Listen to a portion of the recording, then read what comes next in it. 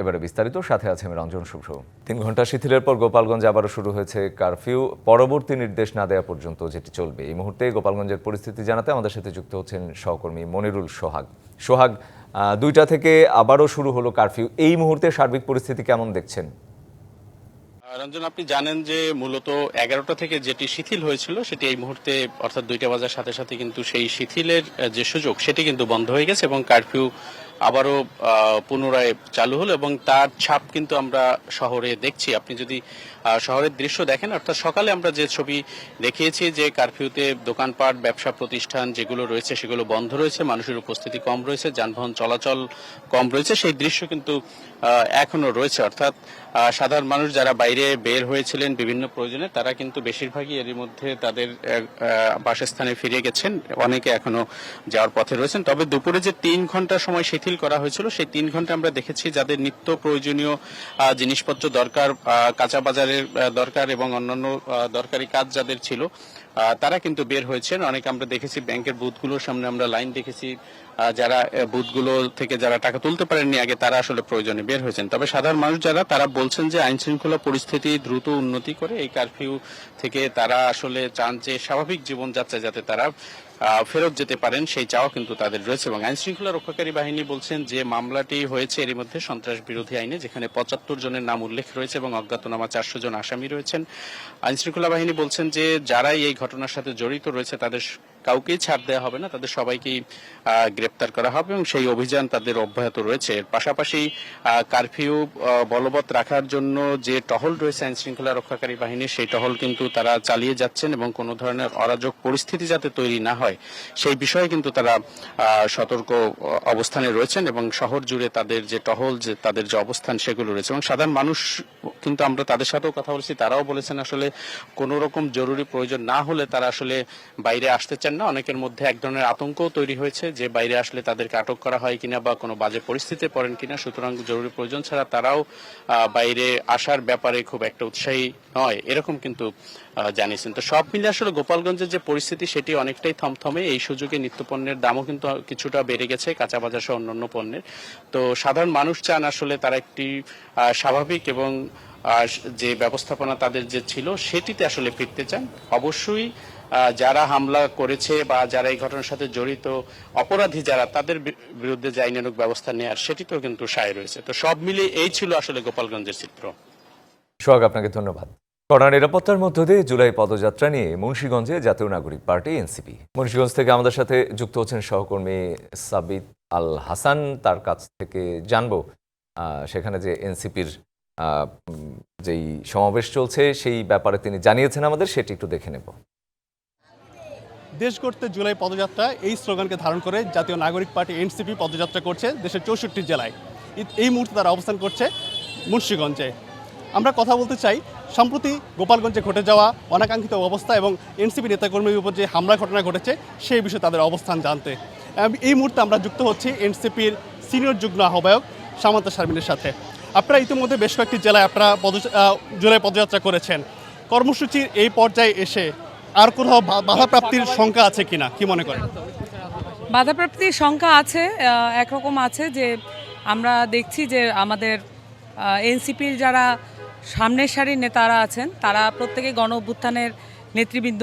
আমরা পুরো বাংলাদেশের প্রায় অর্ধেক অংশ এই ইতোমধ্যে সম্পন্ন করেছি পদযাত্রার মাধ্যমে। কোনো জায়গায় আমরা আসলে বাধাপ্রাপ্ত হইনি, শুধুমাত্র গোপালগঞ্জ ব্যতীত।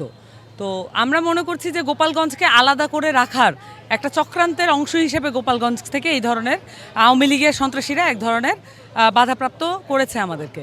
কিন্তু সারা দেশে আমাদের যেই বিপুল উৎসাহ আছে সেটা সবাই প্রত্যক্ষ করেছে। আমাদের দেশে সবচেয়ে গুরুত্বপূর্ণ যেই জায়গাগুলোতে পরিবর্তন দরকার ছিল তার একটি হচ্ছে আইন শৃঙ্খলা বাহিনীর মধ্যে আমূল পরিবর্তন।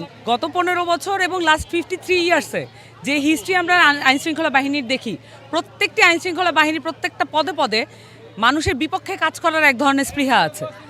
আমরা মনে করছি যে গণঅভ্যুত্থানের পরে সেটাকে পরিবর্তন করার দরকার ছিল এবং সেই পরিবর্তনের অংশ হিসেবে কিন্তু পুলিশ সংস্কার কমিশন হয়েছিল। পুলিশ সংস্কার কমিশনকে একটি কাগজে একটা কমিশন এবং কাগজ সর্বস্ব একটি রিপোর্ট জমা দেওয়া হয়েছে। সেই রিপোর্টের কি প্রতিফলন হয়েছে আমরা সেটা জানি না। নির্বাচন করতে হলে সামনের যে নির্বাচন, সেখানে সবচেয়ে বড় ফোর্স, সবচাইতে গুরুত্বপূর্ণ ফোর্স হিসেবে কাজে লাগবে হচ্ছে পুলিশ বাহিনী এবং সেনাবাহিনী। এই বাহিনীগুলো নিয়ে যদি আমরা এখন আলাপ করতে না পারি, তাদের সংস্কার নিয়ে যদি কোনো ধরনের অন্তর্বর্তীকালীন সরকারের এই পরিমাণ অনীহা দেখি এবং তাদের অগ্রাহ্য করার ভূমিকা দেখি, তাহলে আমাদের মনে শঙ্কা হয় যে তারা আসলে কার পক্ষ হয়ে এই ধরনের ভূমিকা নিচ্ছেন। তারা কি যারা আসলে এই নির্বাচনটাকে একটা তথাকথিত নির্বাচনের মধ্য দিয়ে নিতে যাচ্ছে, তাদের হয়ে এই অন্তর্বর্তীকালীন সরকার কাজ করছে কিনা, এটা মনে প্রশ্ন জাগে। আমরা কথা বলছিলাম জাতীয় নাগরিক পার্টির সিনিয়র যুগ্ম আহ্বায়ক সামান্ত শামীমের সাথে, এবং তিনি বেশ কয়েকটি বিষয় নিয়ে আলোচনা করছেন। আমরা পরবর্তীতে যুক্ত হব অন্য কোথাও থেকে। ধন্যবাদ সবাইকে।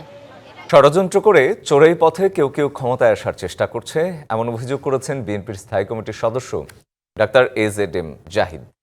ভোটের অধিকার ফিরিয়ে দিতে না পারলে জনগণ এই সরকারকে স্বৈরাচারের মতোই বিদায় করবে বলেও মন্তব্য তার। আর বিএনপি চেয়ারপারসনের উপদেষ্টা জয়নুল আবদিন ফারুক বলেন, যারা জাতীয় নির্বাচন ব্যর্থ করার চেষ্টা করছে তাদের খুঁজে বের করতে হবে।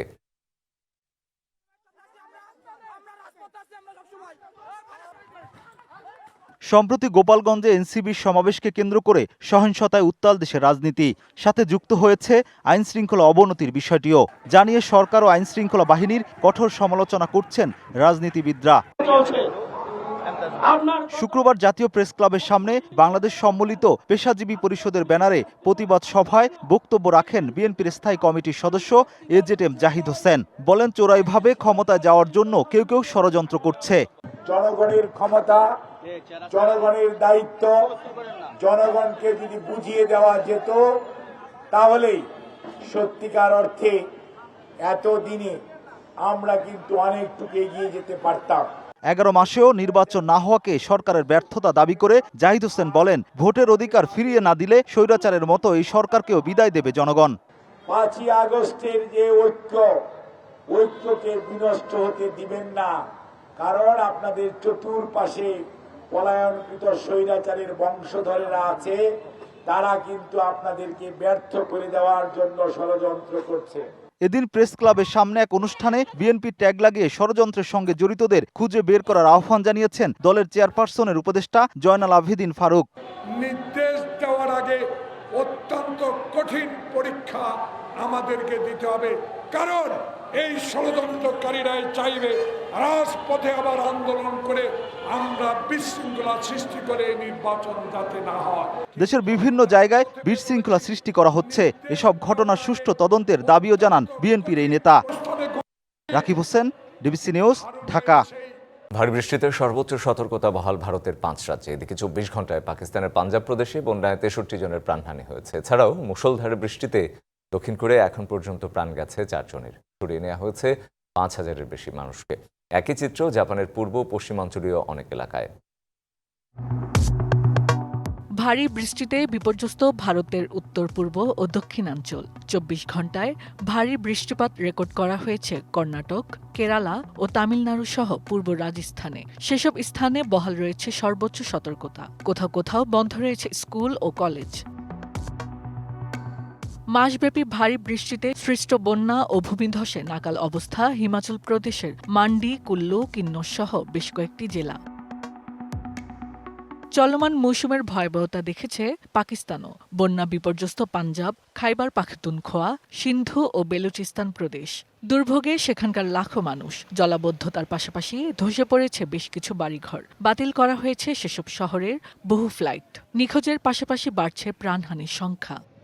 এদিকে গত কয়েকদিনের ভারী বৃষ্টিতে তলিয়ে গেছে দক্ষিণ কোরিয়ার বেশ কয়েকটি শহর। আকস্মিক বন্যায় বেহাল দক্ষিণ ও পশ্চিমাঞ্চল। জলমগ্ন বাড়িঘর, ডুবে গেছে রাস্তাঘাট, বন্ধ হয়ে পড়েছে যোগাযোগ ব্যবস্থা। টানা বৃষ্টির পাশাপাশি বয়ে যাচ্ছে ঝড়ো হাওয়া, এতে উপড়ে গেছে গাছপালা। দেশটির আবহাওয়া বিভাগ বলছে, বৃহস্পতিবার মাত্র 12 ঘন্টায় পশ্চিমাঞ্চলের গুয়াংজু ও শিবশান শহরে 400 মিলিমিটার বৃষ্টিপাত রেকর্ড করা হয়েছে।